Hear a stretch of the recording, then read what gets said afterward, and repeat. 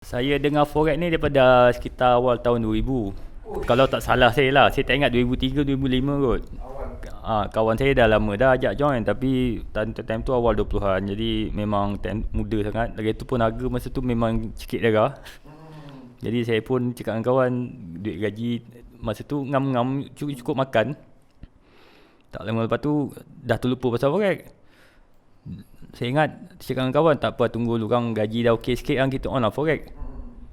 Lepas 2010 saya dah beli rumah. Time tu dah lupakan langsung pasal forex ni. Start tahun lepas lah. Ni kawan lain lah. Dia dengan saya sama-sama down pasal dia kena VCS. Saya pun business slow. Jadi otak tengah kusut, macam mana cara nak up duit balik ni. Kebetulan habis dia pun dalam diam-diam dia tak beritahu saya dia dah on forex. Jadi saya tanya dia, berapa lama kau on? Dia kata dekat 6 bulan, setahun macam tu lah.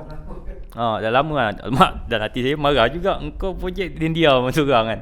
Lepas tu saya tanya dia, nak belajar kat mana? Dia kata dia tengok YouTube je kan. Tengok YouTube Jiro coach lah. Saya tengok coach explain detail. Pun saya, alamak, tu ni banyak sangat, aku memang blank langsung. Tu saya kena masuk kelas.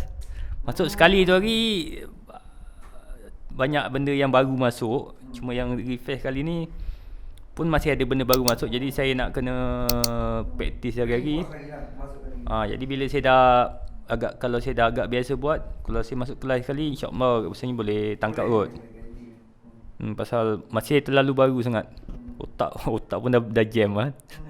Nak belajar benda baru tu je lah. Tapi macam mana pun saya tengok coach punya, pasal lagi satu saya dengar harga yang ditawarkan memang mesra pengguna sangat lah. Jadi saya pun rasa lapang hati lah masuk kelas. Kalau tak pandai pun tak rasa tak rugi lah, pasal harga mesra ayat kan. Mampu harga yang tak cekik, tak menekan orang sangat. Macam boleh berkempen lah saya ni.